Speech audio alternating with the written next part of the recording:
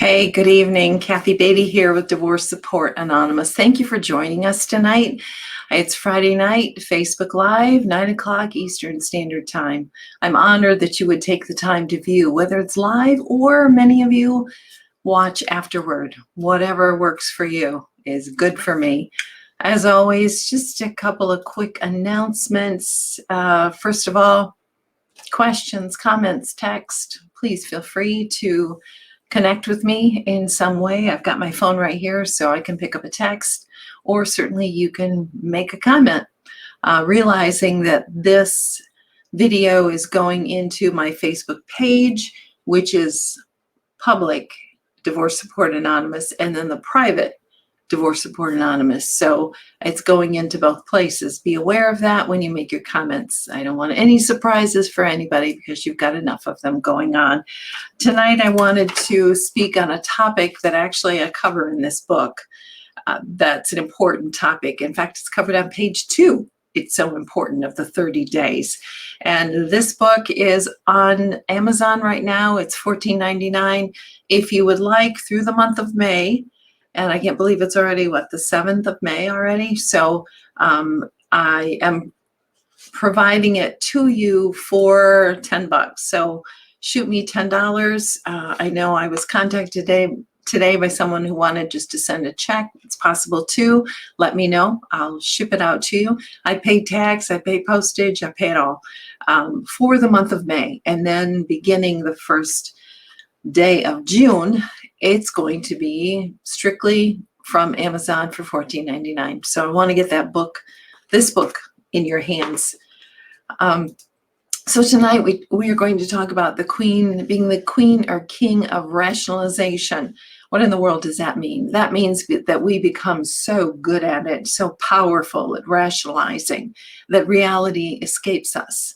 And we create our own reality, believing it for several reasons. And we're going to talk about what those reasons are. First of all, I want to explain what is rationalization. And it is this: the attempt to explain or justify behavior or attitude with logical, plausible reasons, even if these are not true. So we can come up with all of these logical reasons, but they're not truth. And then we can put that little crown of rationalization on our head and think we rule the world. Well, unfortunately, it only works for a time. So the question is, why do we rationalize? Many of you and I, in my past relationship of marriage, rationalized to cope, to survive. It was much easier than to face the harsh reality of what was going on in the relationship. It's much easier. And I would become the queen of it, to justify or to rationalize, explain behavior or how I was coping with behavior in a very unhealthy way. So one of the reasons we do it is to survive. It's a coping skill. Instead of facing the real reality, we would rather explain it away, regardless if that explanation is the truth or not. We just have to figure out a way in our head to make it fit, to make it logical. So we fill in the story. So really, one of the reasons that we are rationalizing is we're denying. We're denying the reality. And that works for a while. In fact, it can work for years and years and years.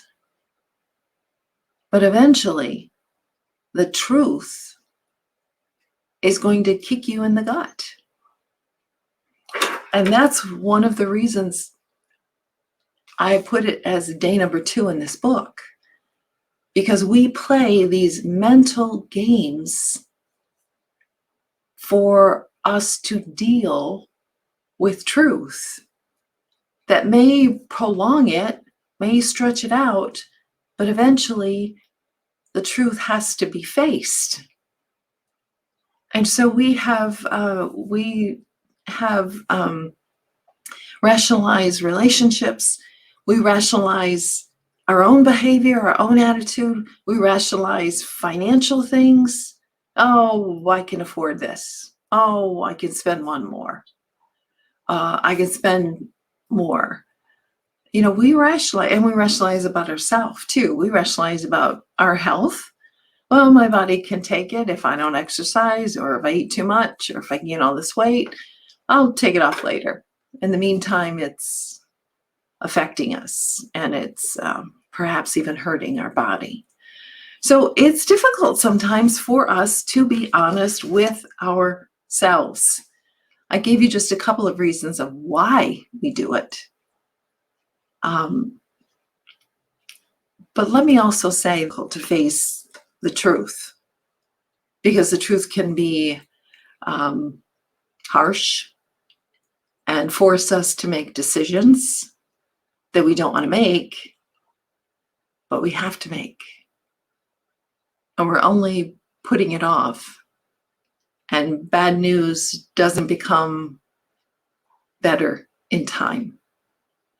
Bad news is bad news. There are things to face. So if we can be honest with ourselves, then we can save ourselves time, energy, and money. And all of those are not indefinite. Not indefinite at all. So I talk about, on day 2, I talk about mental games. And with every story, or with every page, I put a story. So this one talks about a man by the name of John who fooled himself for a long time, but eventually had to learn the reality and face the reality. I always thought we'd be okay, my wife and I. I forgave her twice for having an affair. She went back to him twice. I convinced myself she wouldn't do it again. But here I am, and he was in group at the time, facing the reality that I should have faced a long time ago. I told myself lies because I didn't want to see the truth. But now I'm forced to see the truth that I should have seen many years ago. And that's true for a lot of us. We play these mental games instead of facing the truth because we're afraid of the truth, or we don't know how to handle the truth. And that's why you need support. That's why you need counselors. That's why you need someone to come alongside you in wisdom and to help you think through your choices. I've met with people who feel so stuck and don't feel that they have options and choices. And you do. And they don't always have to be as drastic as divorce. But the truth has to be faced. It has to be. Because if not, you are spending that time, energy, and money in saving something it's not going to hold. The truth is going to show up. And those are 3 of the truths that I wanted to tell you tonight. Number 1, and that's the 3 points on this page, is the truth gets found out. You can pretend for only so long. You can only be queen or king for so long, and eventually the truth gets found out. So how much wiser for us to say, okay, I'm not going to rationalize. I'm going to look at this situation head on. Maybe that's the truth, that you need help, that you need support through this. You need to see a counselor to work through this trauma of divorce. You need to get a personal coach. You need to see a physician to help you with this depression. The truth gets found out. Why be a slave to untruth when you can have the truth? She cheated, lied, denied 7 years. I forgave her to avail. Pain hurts, sorrows, indeed, indeed. And friend, there's some real work of forgiveness that has to be done there. And you forgave your spouse, and that's a lot of hard work. But it's dealing in the truth that she lied to you. And now we have to work on forgiving the children. I hope that you have someone who's helping walk alongside of you with that, because that's hard stuff. That's really, really hard stuff.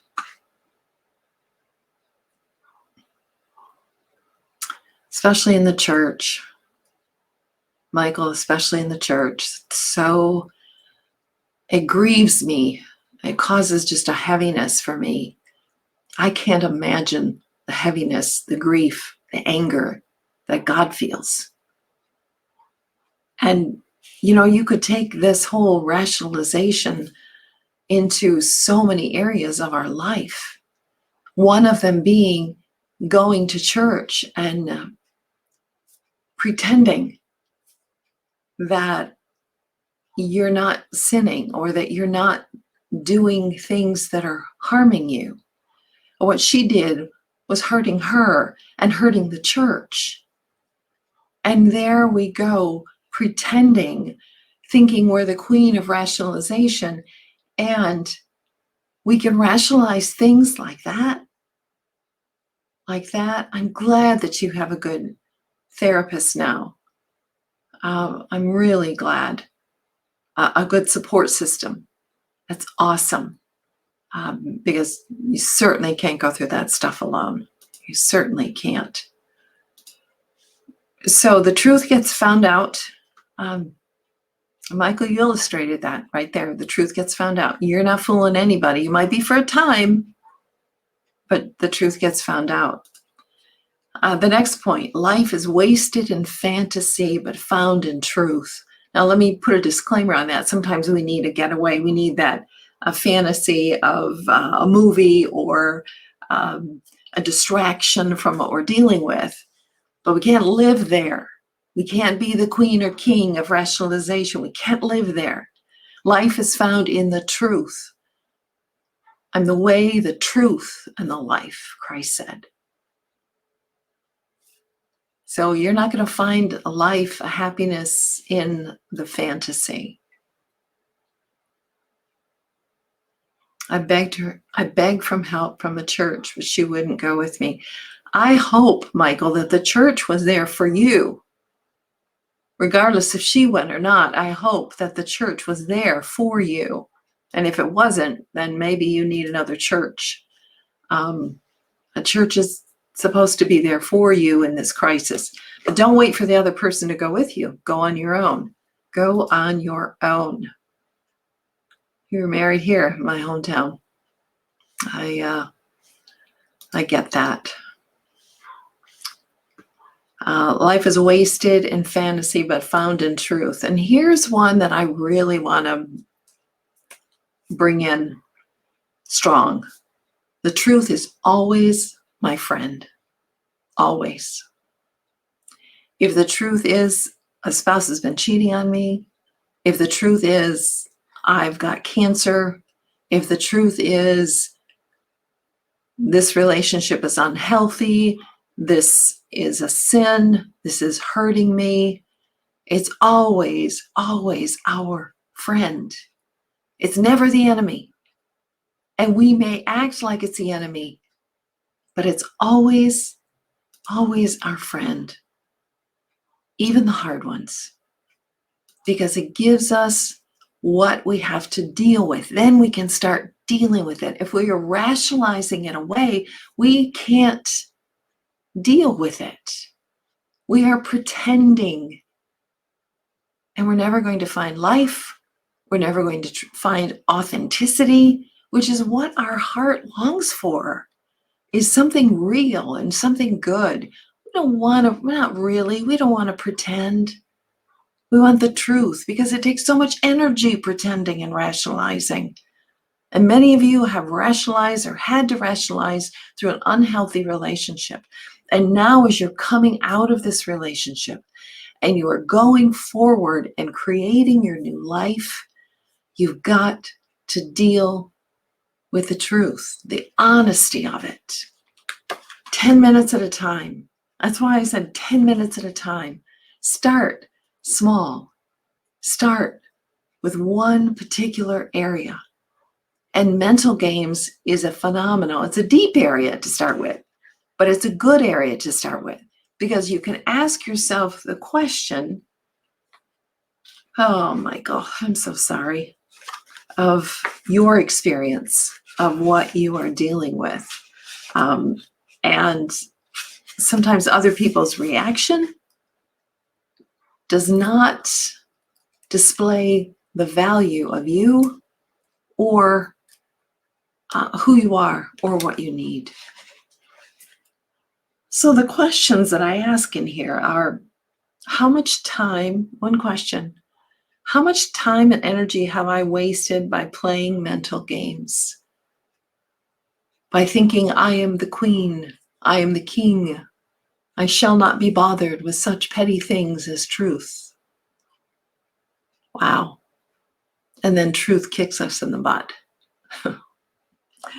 How much time and energy have I wasted playing mental games? Being honest with ourselves is our inner work. And then one thought in here, and how the book's designed is I have one question, one thought, and then one to do. And so the thought is, I devalue and disrespect myself when I play mental games. Think about that. If I play mental games and I deny the truth, I am dishonoring, devaluing, disrespecting myself. And then the one to do here on here is to write down what an honest relationship looks like with blank. With someone, you fill in the blank. Or write down what an honest relationship looks like with myself. What would it look like if I was truly honest about money, relationships, myself, my attitude, my behaviors? And then what I'm going to end with tonight is, of course, scriptures are truth. Christ is truth. I'm the way, the truth, and the life, Christ said. But in the beautiful book of Proverbs, the book of wisdom, God tells us this: whoever walks in integrity walks securely, but whoever walks crooked paths will be found out. Truth is, we're not fooling anybody. We're not fooling anybody, and we're not fooling ourselves. What we're doing is going round and round in circles, spending energy, time, money, and wasting life. The truth is always, always our friend. See you next week. Connect with me if I can be of help. Take care. Have a good weekend. Have compassion on yourself and work on being honest with yourself.